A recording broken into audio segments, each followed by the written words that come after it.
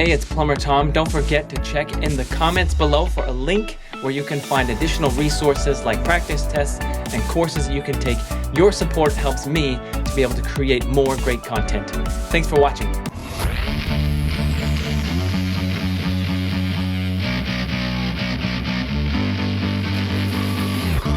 Hello, welcome to this presentation of International Fuel Gas Code, Chapter 5. My name is Thomas, and in this presentation, we're looking over 503. We're picking it up at 503.8. We're going to look at venting system terminal clearances for starters and answer the question, where can you bring a vent out of a building?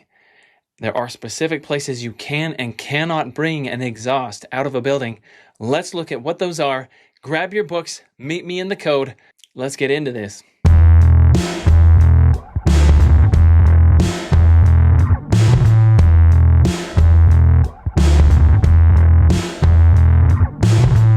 As we jump into 503.8, we come right into a diagram of a building and a table that explains through-the-wall vent terminal clearances. Now, I've pulled this up online, iccsafe.org.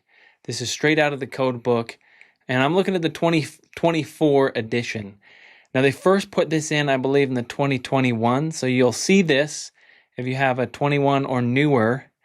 In the 2024, they've cleaned it up a little. I think it looks better in the book, so that's nice. The table's a little bit different than the 2021 as well.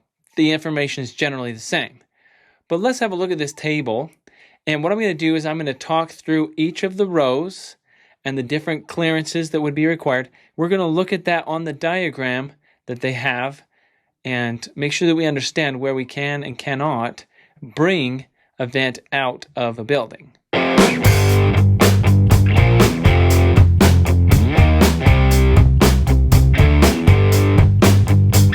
Examine this table with me for a minute. It's got 4 columns. The first column is the figure clearance, and there's a bunch of letters. This one has A through K. Now, if you look at the diagram of the building, you will find that it also has letters. That's the way we can correspond the table to the diagram and see where exactly we're talking about in relation to the building. The second column is the clearance location. This just gives brief description of where exactly we're talking about within the building or outside of the building. Then we get the other columns. The third column is clearance for direct vent terminals and minimum clearances in the fourth column for non-direct vent terminals. Sometimes it's the same, sometimes it's not. So let's examine that together and see how this works. Have a look in your book at the table. Let's pull up this diagram. They did a good job. On here, it's even colored for our convenience. That's great. Notice on the diagram that V is the vent terminal, so that's what's coming out. And X is an air supply inlet. So remember, we have to keep away from anywhere we're drawing air into the building and make sure we got a distance from the vent.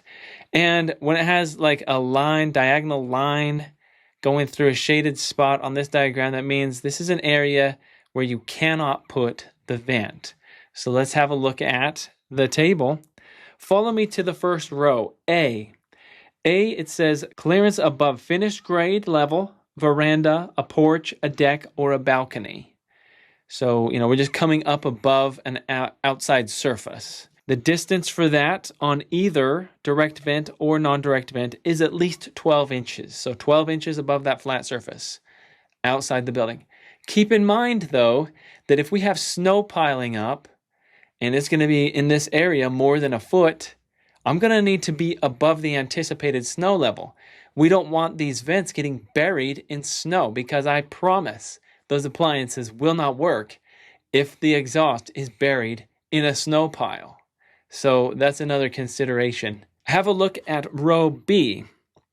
This has a clearance to a window or a door that is openable. Now, anywhere we have an opening to the building, we don't want exhaust coming into the building. We're trying to get that out into the atmosphere, away from the building. So we keep certain distances.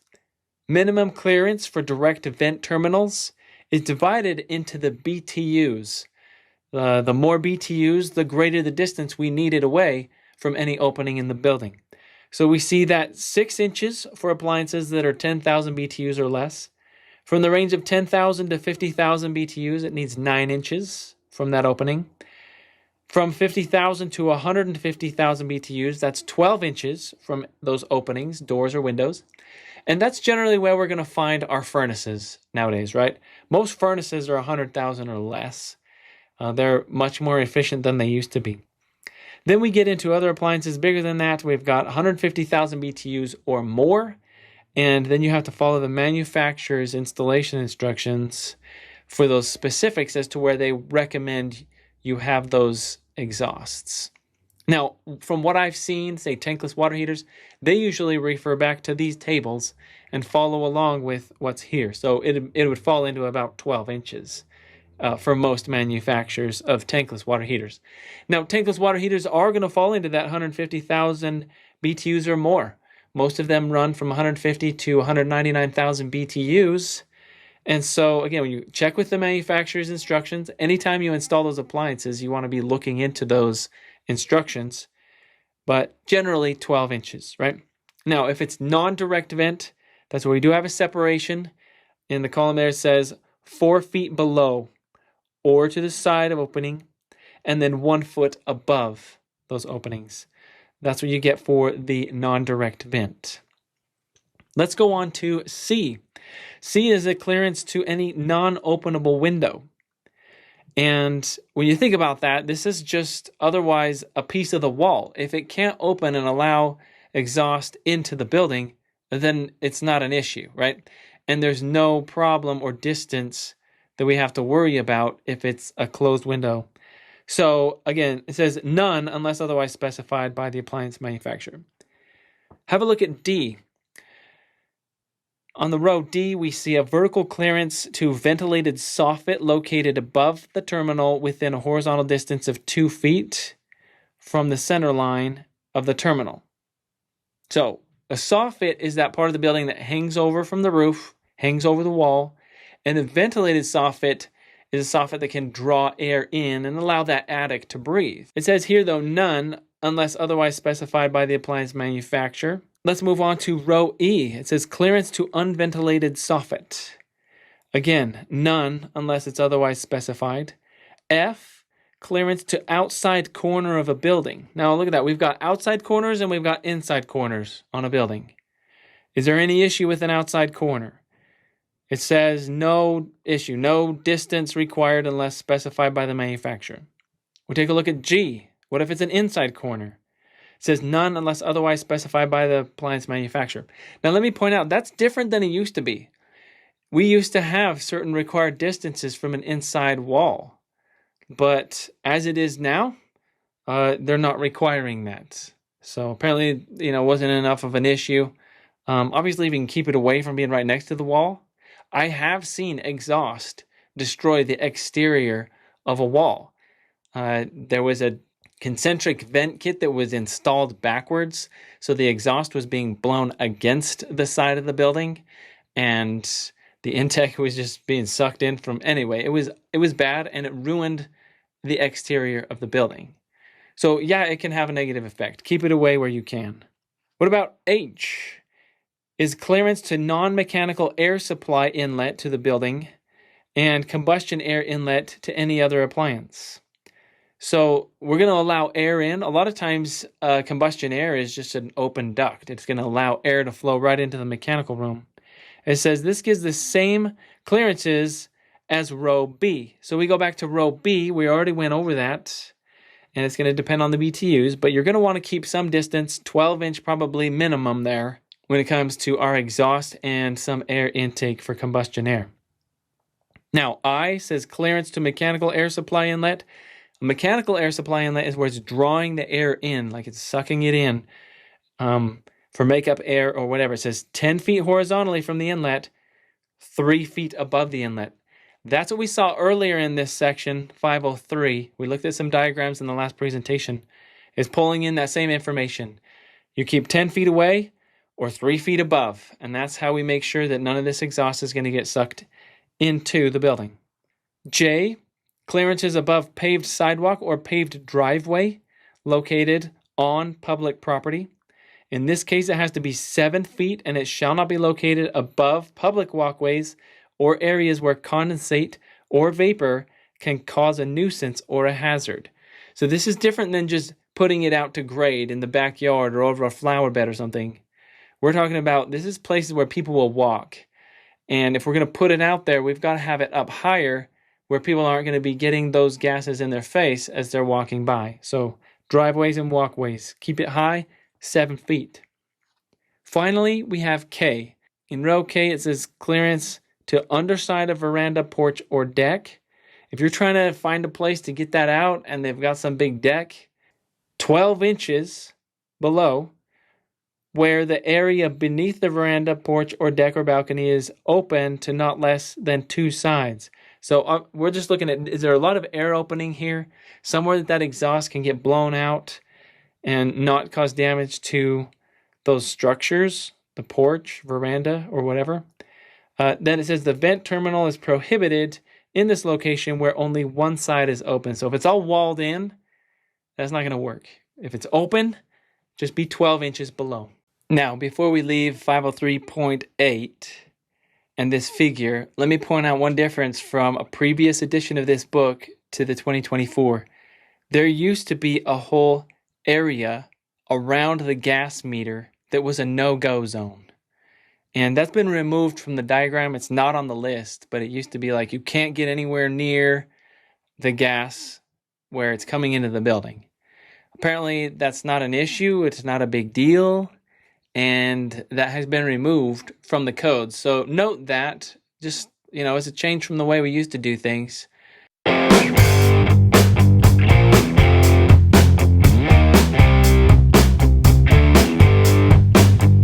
Let's move on to 503.9. It talks about condensate drainage. It says provisions shall be made to collect and dispose of condensate from venting systems for category 2 and 4. Now, please remember that category 2 and 4 have lower temperature exhausts and they create more condensation.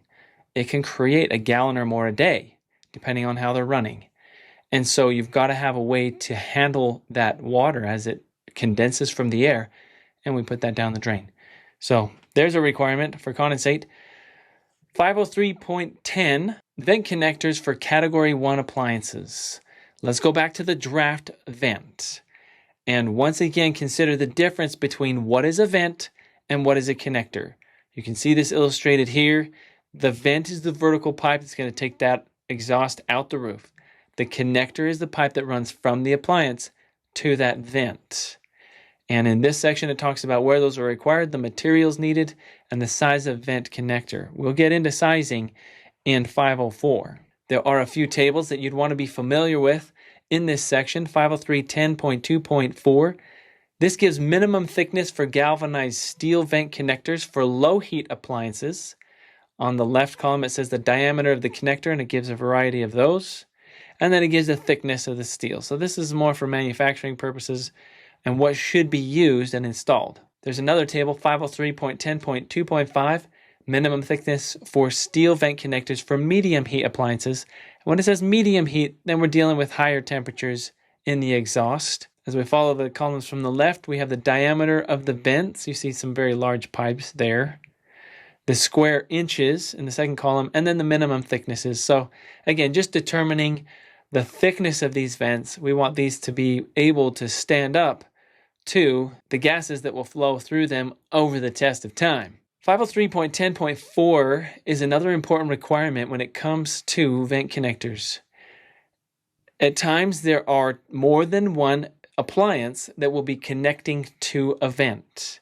And again, this is draft vent that we're talking about, category 1.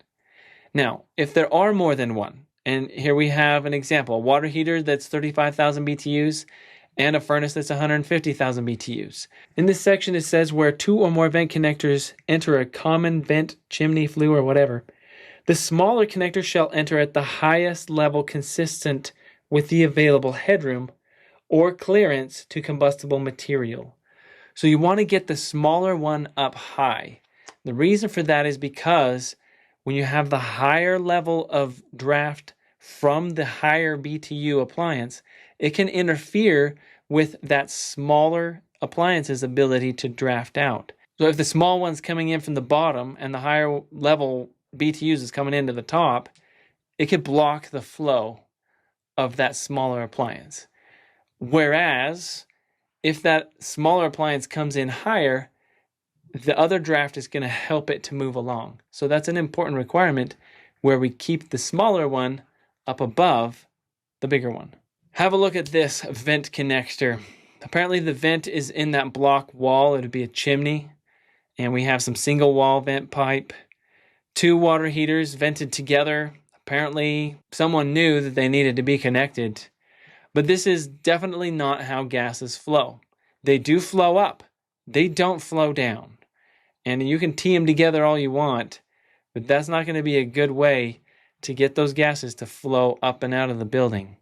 A lot of things wrong with this. 503.10.5 gives us the clearances for connectors. Now we've talked about this in previous presentations about clearances. We've talked about the types of pipe, whether it's single wall or B-vent, double wall. And you got to know, how far away from combustibles does this need to be? This is the table that spells that out for our connectors. So on the left, we have the list of appliances, and then we have a series of columns for B-vent, L-vent, single pipe, or factory-built chimneys, and the distances that those metal pipes would need to be from combustible materials. So if we go to the first row, listed appliances with draft hoods and appliances listed for use with B-vent. So we're talking category 1, B-vent type.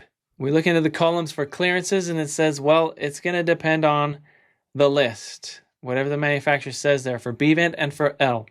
Now here's an important one to keep in mind. The single wall metal pipe, which is what we often use to connect a water heater to the vent. That connector has to be 6 inches away from anything combustible. This is where it comes in that we have to keep all of the plastics, the PEX, or wood structures, anything else like that, away from that vent pipe. You can't run PEX right down to the water heater and connect it if it's a draft vent and you're using single wall metal pipe. It's too close. That gets too hot. It could affect the PEX tubing. So use a metal connector. Flex that out away from that metal flue pipe, single wall. Get it out 6 inches, and then you can run PEX, right? That's how we have to do this. Otherwise, use a double wall. Double wall, the listed, is generally 1 inch clearance.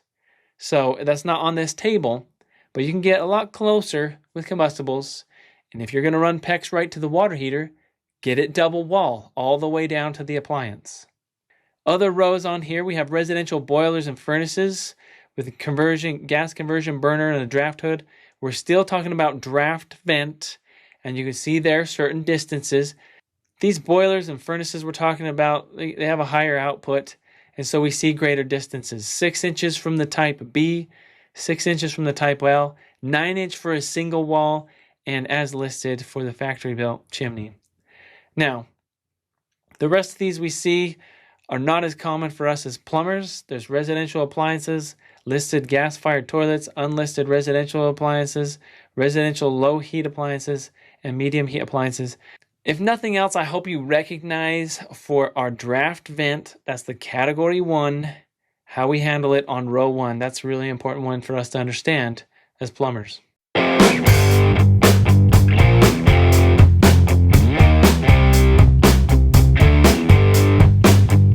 Let's look at 503.10.6. It talks about the joints and how we connect these together.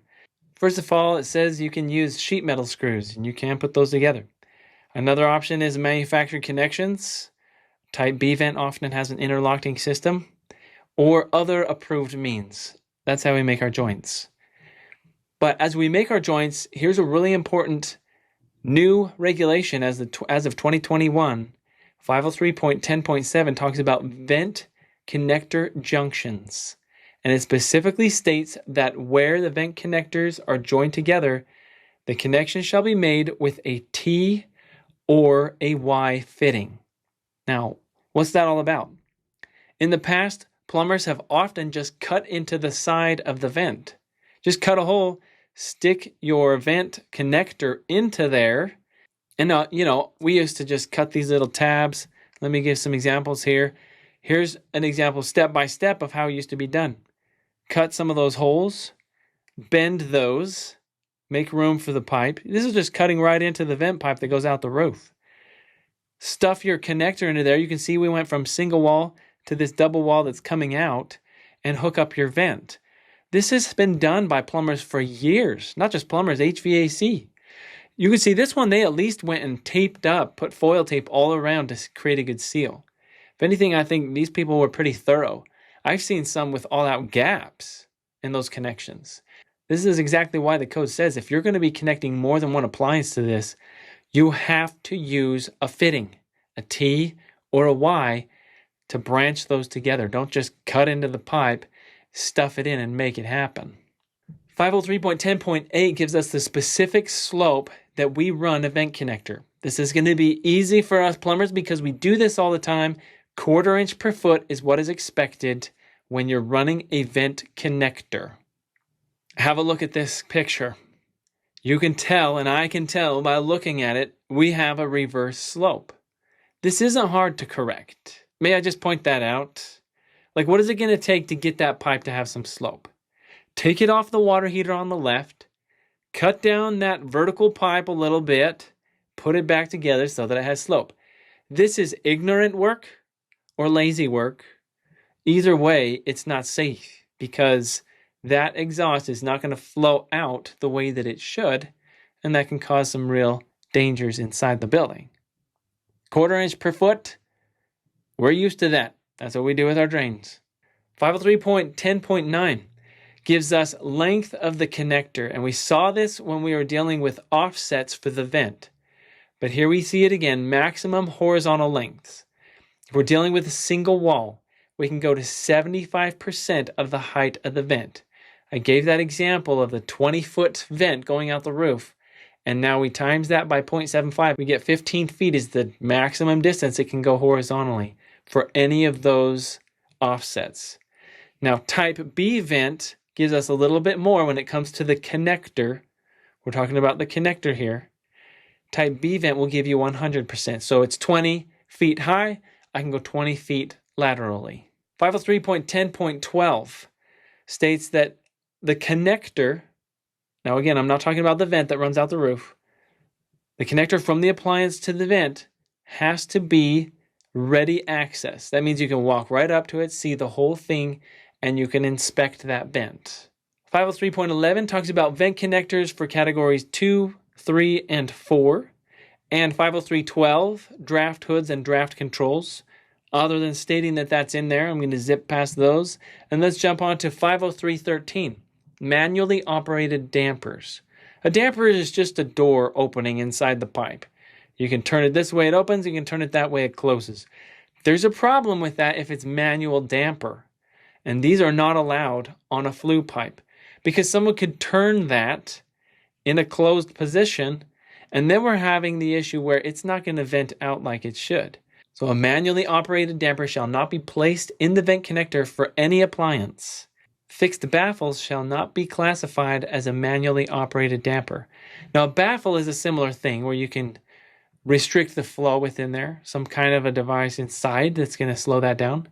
But if it's fixed, that means it's locked in place. It can't be closed. And that's what we're trying to get away from here is we don't want that flue to be able to be closed off. We need that open flow. 503.14 talks about automatic vent damper, and it says that these shall be listed. Now, let's talk about one application for an automatic vent damper. This conversation starts with an effort from manufacturers to create water heaters that are more fuel efficient. If you're trying to cut down on the amount of gas that a tank-type water heater uses, what can you do? Well, they put insulation on it in 2015, wrapped them up an inch bigger than they were. But that wasn't enough. And government's still pushing efficiencies. So the next level would be, let's shut off the gas a little bit. Think about the pilot light on any of these gas appliances. If that pilot light is running all the time and burning gas all the time, then it's using gas when we really don't need to be using gas. Furnaces have already figured this out. Manufacturers of furnaces now have electric ignition. So when it's time for that thing to fire up, you hear the click, click, click, boom. And that means we've got a little spark, it lights the gas, and when it's not in use, it shuts completely down. No gas being used. Water heaters, a lot of the tank types are not there yet. Hopefully someday they'll get there, right? But the next step is to shut off the pilot light. Now there are already models out there that do this. And you'll have to have an electric connection for that tank water heater. Basically, you plug it into the wall. And if that's the way that all the tanks go, it would save a lot of gas nationwide. But we'd also have to get a lot of electricians involved with our replacements in order to have power for all of these tank type water heaters. And maybe that's the direction that it's going to push. But either way, what I'm coming to is that it's a more efficient tank type water heater. It uses less gas, and it also has at the top a vent damper. It has a motor and a damper that opens and closes.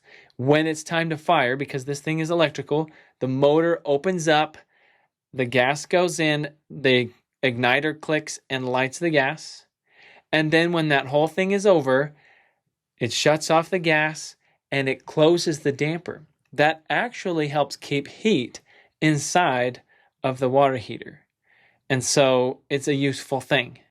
In the case of 50314, those have to be listed, or in the case of those water heaters, they're manufactured right in with the water heater, and it would be listed. But that's an example of the use of a damper, an automatic damper, on a natural gas appliance. Now that's different from a manual damper because it's going to open and close according to the function of the burner and when it needs to exhaust out. It's not left to a human who could open or close that and leave it in a closed position when it shouldn't be. 50315 talks about obstructions, and it says devices that obstruct the flow should not be installed. For the same reason we talked about dampers, you wouldn't want to block the exhaust. I don't know myself of devices that would block the flow. I have seen birds that will block the flow of a draft vent exhaust. So we want to protect against that as well. But really anything within that pipe that could slow the flow or keep it from getting out of the building, that's a no-go. Finally, 50316, outside wall penetrations. It says annular spaces around vents shall be permanently sealed to prevent combustion products from entering into the building. Anytime we penetrate the sidewall or out the roof, we seal it up. Partly for weather. Obviously, you don't want any of the water from outside, rain, snow, or whatever, to come in the building. But this also brings up the important point that we wouldn't want any of those exhaust products being drawn back into the building because we didn't seal up those penetrations properly.